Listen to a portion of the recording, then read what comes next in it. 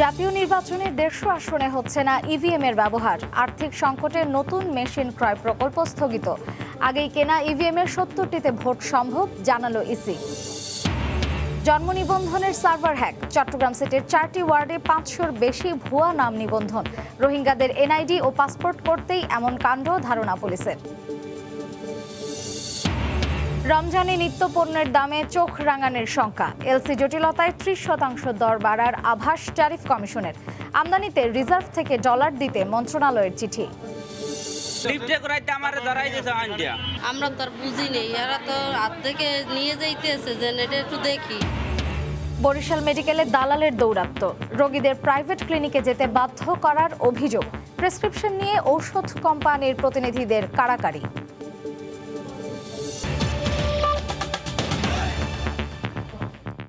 বাংলার সময়ের সঙ্গে আছি আমি মার্জিয়া শ্রেয়া। দ্বাদশ জাতীয় সংসদ নির্বাচনে 150 আসনে হচ্ছে না ইভিএম এর ব্যবহার। বৈশ্বিক পরিস্থিতি আর আর্থিক সংকট বিবেচনায় 2 লাখ ইভিএম কেনার প্রকল্প আপাতত স্থগিত করা হয়েছে বলে জানিয়েছে নির্বাচন কমিশন।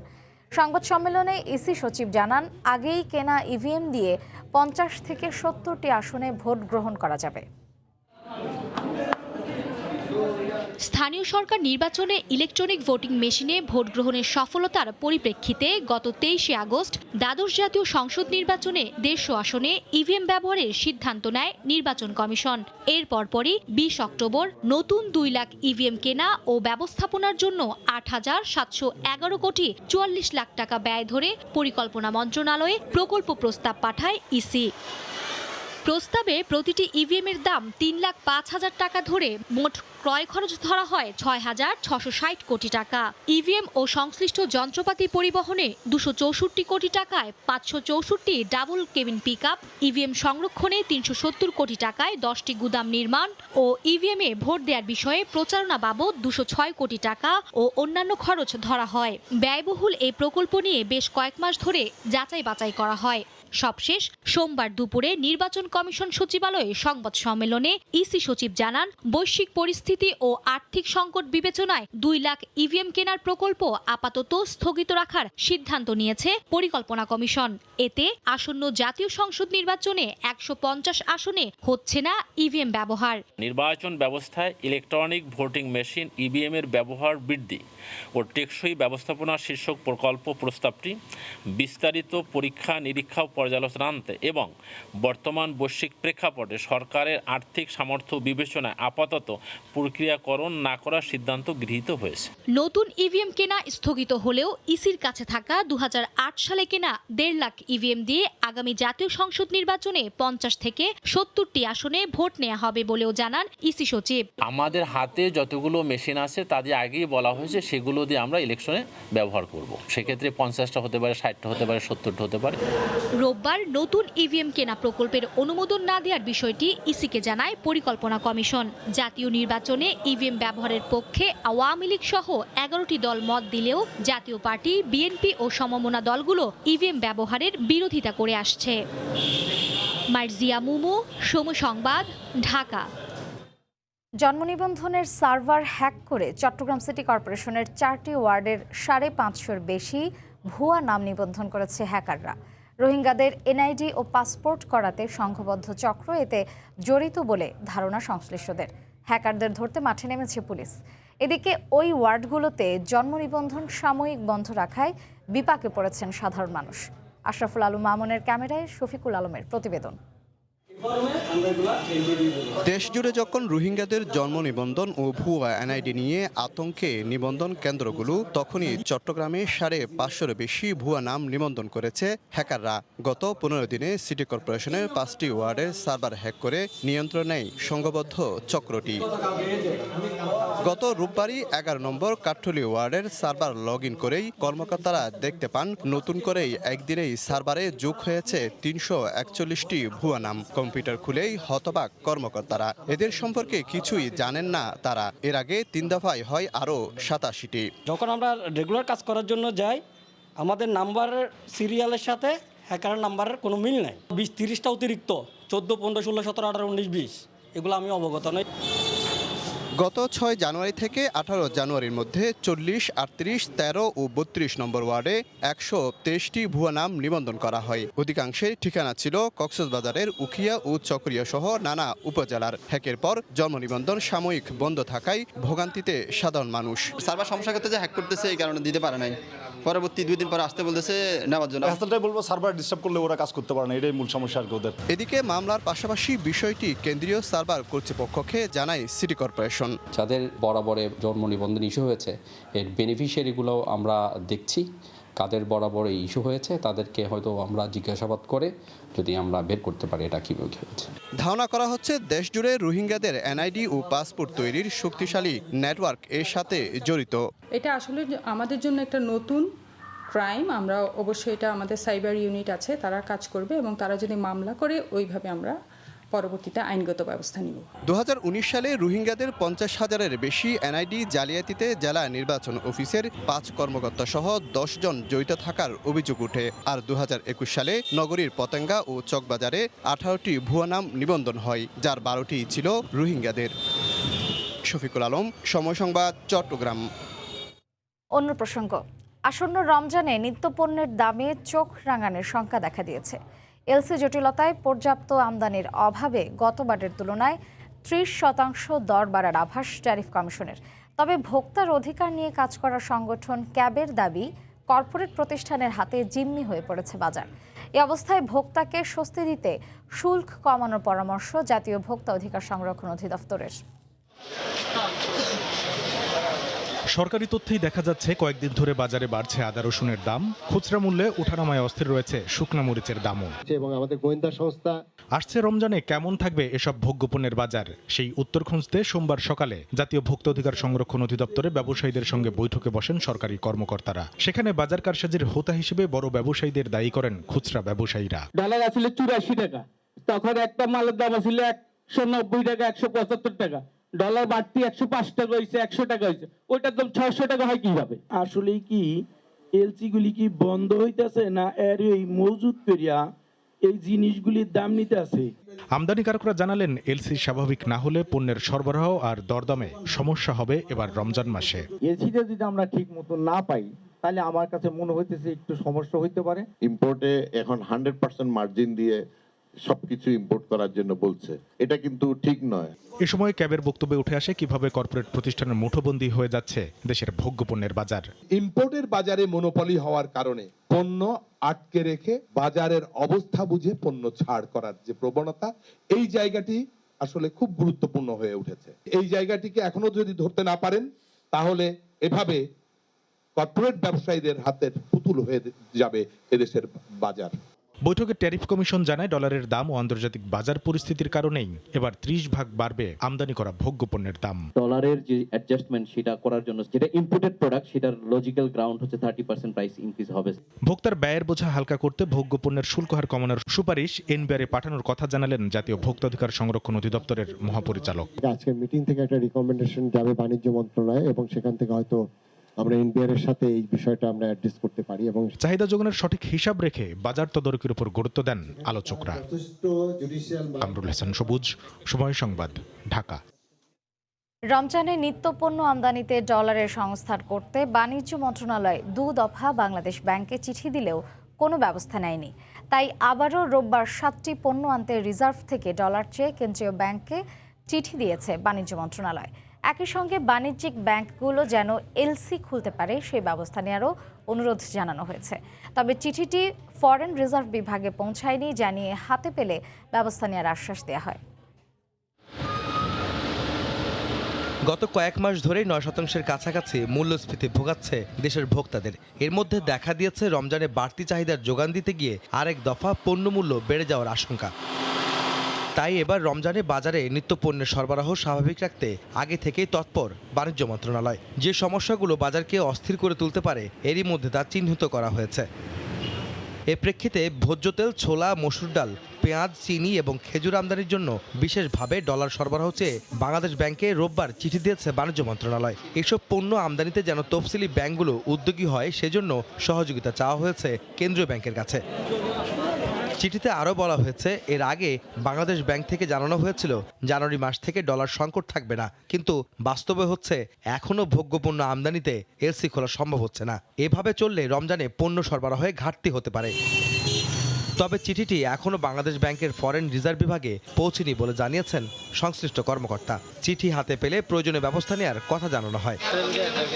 এর আগে গেল 14 ডিসেম্বর ও চলতি মাসের প্রথম সপ্তাহেও রমজানে দরকারি নিত্যপণ্য আমদানিতে ডলারের সংস্থান করার জন্য অনুরোধ জানিয়ে বাংলাদেশ ব্যাংকে চিঠি দিয়েছিল বাণিজ্য মন্ত্রণালয়।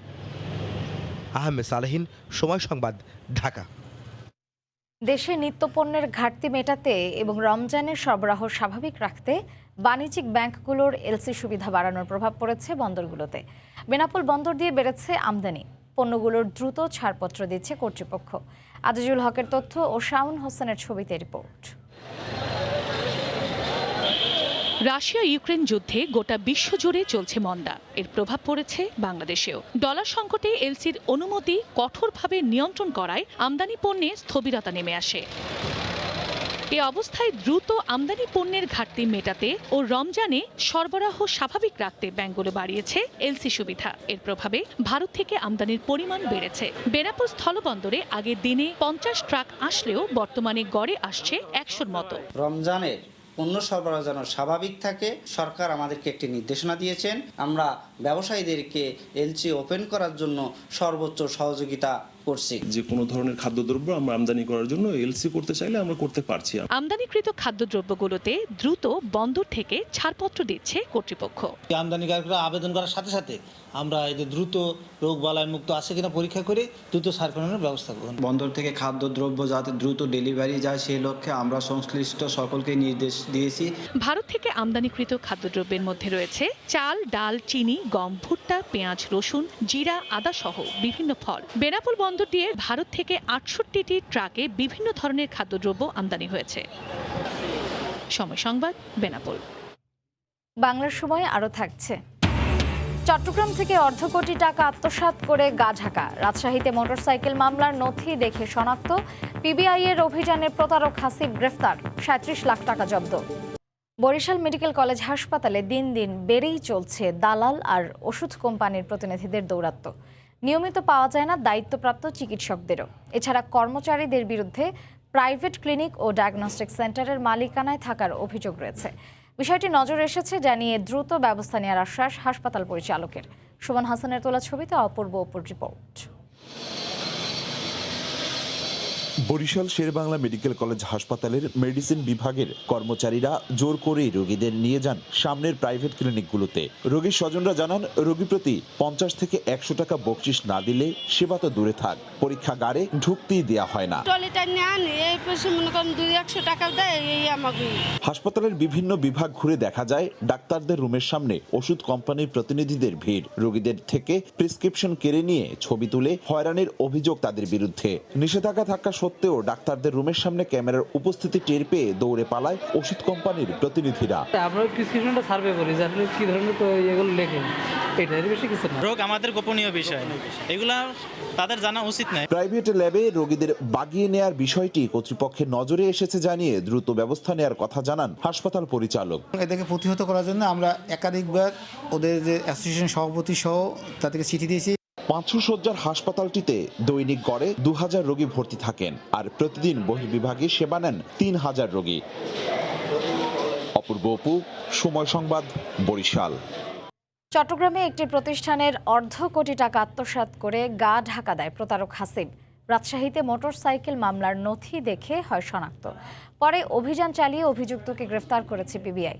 তার বাসা থেকে উদ্ধার করা হয়েছে 37 লাখ টাকা। অনেক বিশ্বাসের ক্যামেরায় বিস্তারিত জানাচ্ছে ফেরদৌস লিপি।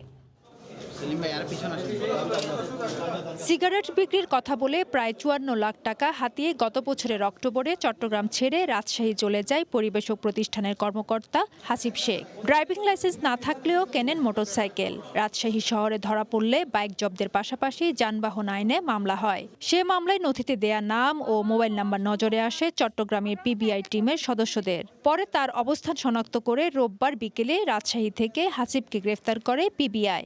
কত টাকা আসবে, বলতেছে আমি 53,88,000 টাকা আসবে। তখন আমি তাকে দোকান থেকে 20 লাখ টাকা দিই, 23,88,000 টাকা আমার অ্যাকাউন্ট থেকে দিই, আর আমার এক ফ্রেন্ডের গেট থেকে 10 লাখ টাকার একটা চেক দিই। প্রায় সব টাকা তোলার পরে দিনের 1-2টার দিকে সেই মোবাইল বন্ধ করে দেয়। মোবাইল বন্ধ করে দিয়ে আমার দোকানের লোক আমাকে ফোন করছে, ভাই এর মোবাইল তো বন্ধ।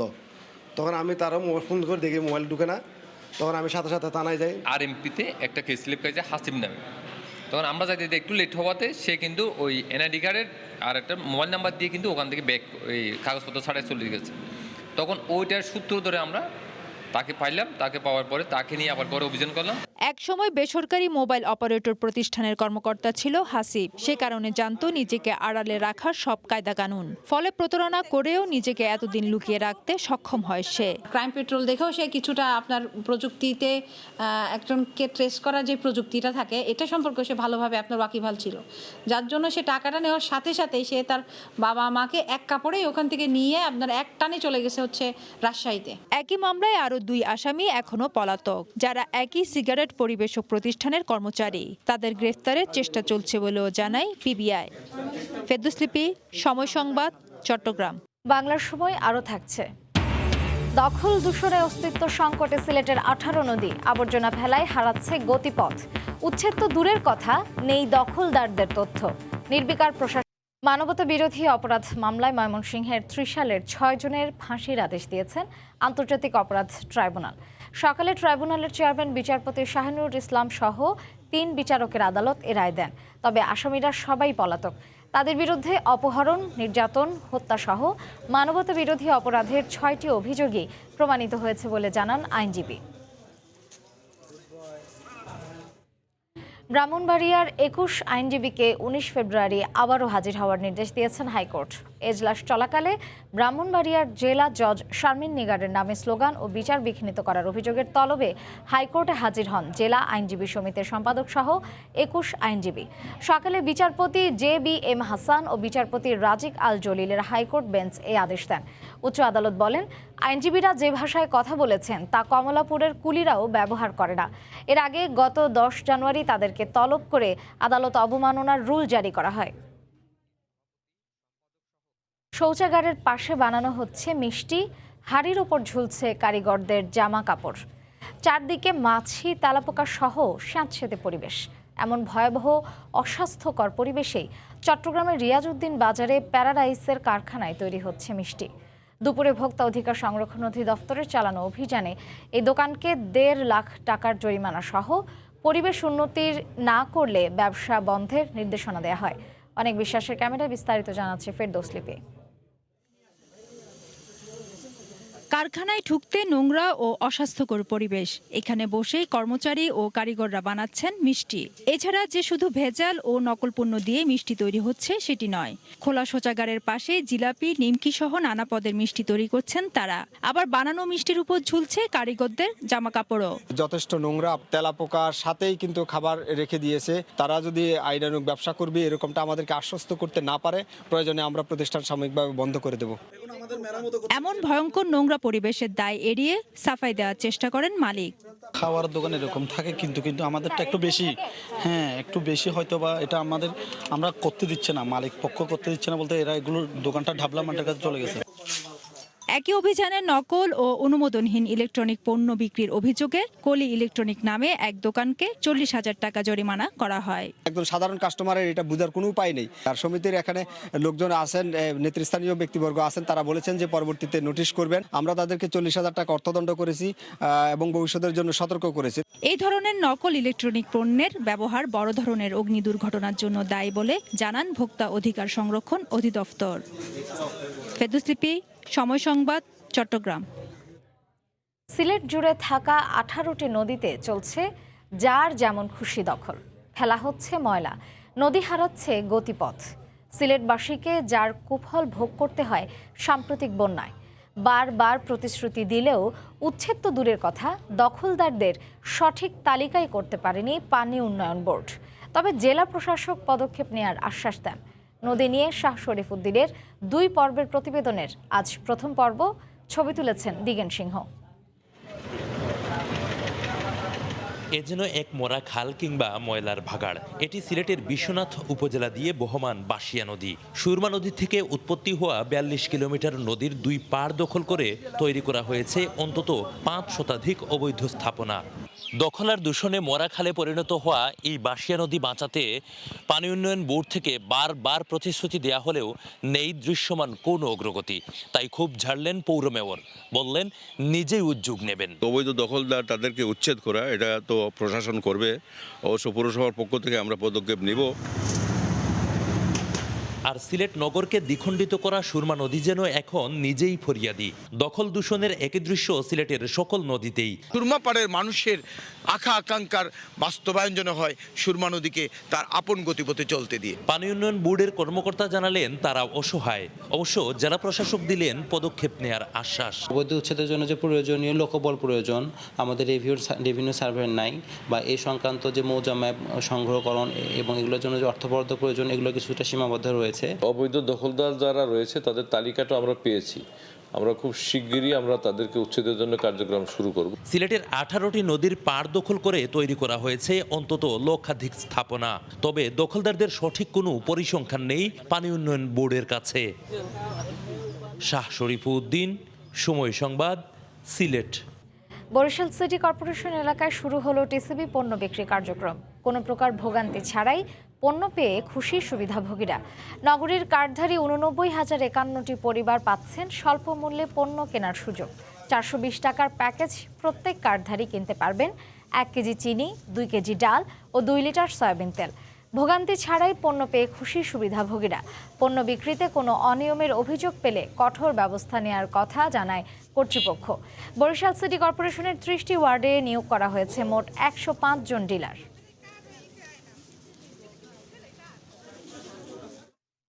মোংলা বন্দরে পানামা পতাকাবাহী জাহাজ এমভি চিরশিয়া সান থেকে দ্বিতীয় দিনের মতো বঙ্গবন্ধু রেল সেতুর জাপানি সরঞ্জাম খালাস চলছে। মঙ্গলবার খালাসের পর শুল্ক প্রক্রিয়া শেষে নদীপথে এসব সিরাজগঞ্জের প্রকল্প এলাকায় পৌঁছাতে সময় লাগবে 10 দিন। এদিকে বন্দর কর্তৃপক্ষ বলছে বিভিন্ন মেগা প্রকল্পের জাহাজ মোংলায় ভেড়া সক্ষমতা বৃদ্ধিরই প্রমাণ। মোংলা থেকে নিয়ামুল হোসেন কোচির ছবিতে আব্দুল্লাল মামুন রুবেলের প্রতিবেদন। জাহাজ থেকে দ্বিতীয় দিনের মতো সোমবার বঙ্গবন্ধু রেল সেতুর স্টিল পাইপগুলো পাশের ছোট বার্জে নামানোর কাজে ব্যস্ত শ্রমিকরা। গত 13 জানুয়ারি ভিয়েতনামের ফুমে বন্দর থেকে জাপানি পণ্য নিয়ে ছেড়ে আসে জাহাজ এমভি চিরশিয়া। রোববার বন্দর জেটিতে পৌঁছানোর পর বিকেল থেকে শুরু হয় সরঞ্জাম খালাস।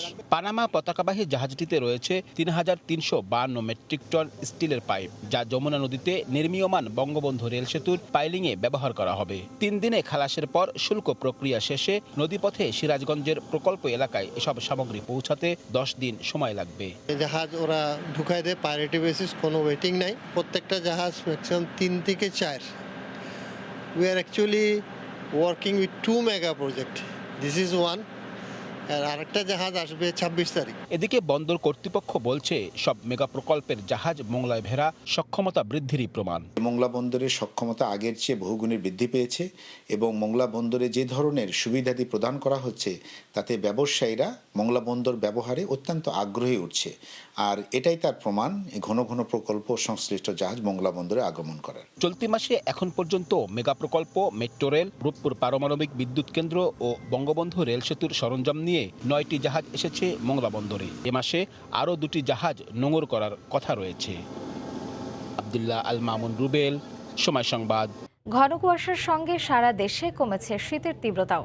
তবে উত্তরের বেশ কয়েকটি এলাকায় এখনও বইছে হিমেল হাওয়া। এতে বেশ ঠান্ডা অনুভূত হচ্ছে। এদিকে হাসপাতালে ঠান্ডাজনিত রোগীর চাপে হিমশিম অবস্থা চিকিৎসকদের।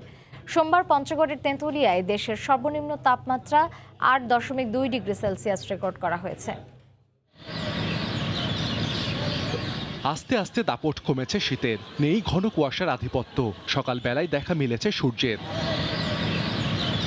উত্তরের জেলা পঞ্চগড়ে আগের চেয়ে কমেছে শীতের তীব্রতা, তবে এখনও ঠান্ডা বাতাসে ভোগান্তিতে নিম্ন আয়ের মানুষ। কাজকাম করতে পারতেছি না, হাত পা কোকড়া হয়ে আসতেছে। দিনাজপুর, রাজশাহী ও বরিশালেও শীতের প্রকোপ কমায় কিছুটা স্বস্তি জনজীবনে, তবে ঠাকুরগাঁয়ে কুয়াশা কমলেও এখনো বেশ ঠান্ডা। রোদও ঠিক মতো উঠছে, এখন আর তেমন শীত নাই। কাজকামও করতে পারছে, সমস্যা আর হচ্ছে না। তবে দক্ষিণের জেলা পটুয়াখালীতে এখনো দেখা মেলে কুয়াশার, শীত অনুভূত হচ্ছে কিছুটা। অনেক দিন হয় কাজকর্ম করতে পারি না, শীতের মধ্যে নামতে পারি না। শীতের তীব্রতা কমলেও কমেনি ঠান্ডাজনিত রোগবালাই। ডায়রিয়া ও নিউমোনিয়া আক্রান্ত শিশু প্রতিদিনই ভর্তি হচ্ছে হাসপাতালে। রোগীর অনেক চাপ, বেড পাচ্ছে না অনেকেই। শীতের কাপড় চোপড় পর্যাপ্ত পরিমাণে পরিয়ে রাখতে হবে, তারপরে পায়ে মোজা টোজা দিয়ে রাখতে হবে যাতে ঠান্ডাটা কম লাগে। আবহাওয়া অধিদপ্তর জানিয়েছে মৃদু শৈত্যপ্রবাহের প্রভাব কমবে, পাশাপাশি সারা দেশে কিছুটা বাড়তে পারে দিন ও রাতের তাপমাত্রা। সাহাল আব্দুল্লাহ আলভি, সময় সংবাদ। এ পর্যায়ে শীর্ষ সংবাদ জানিয়ে দিচ্ছি আরও একবার। জাতীয় নির্বাচনে 150 আসনে হচ্ছে না ইভিএম এর ব্যবহার। আর্থিক সংকটে নতুন মেশিন ক্রয় প্রকল্প স্থগিত। আগেই কেনা ইভিএম এর 70টিতে ভোট সম্ভব, জানালো ইসি। জন্ম নিবন্ধনের সার্ভার হ্যাক। চট্টগ্রাম সিটির 4টি ওয়ার্ডে 500-র বেশি ভুয়া নাম নিবন্ধন। রোহিঙ্গাদের এনআইডি ও পাসপোর্ট করতেই এমন কাণ্ড, ধারণা পুলিশের। এবং রমজানে নিত্যপণ্যের দামে চোখ রাঙানোর শঙ্কা। এলসি জটিলতায় 30% দর বাড়ার আভাস ট্যারিফ কমিশনের। আমদানিতে রিজার্ভ থেকে ডলার দিতে মন্ত্রণালয়ের চিঠি। এই ছিল বাংলার সময়, সঙ্গে থাকুন সময়।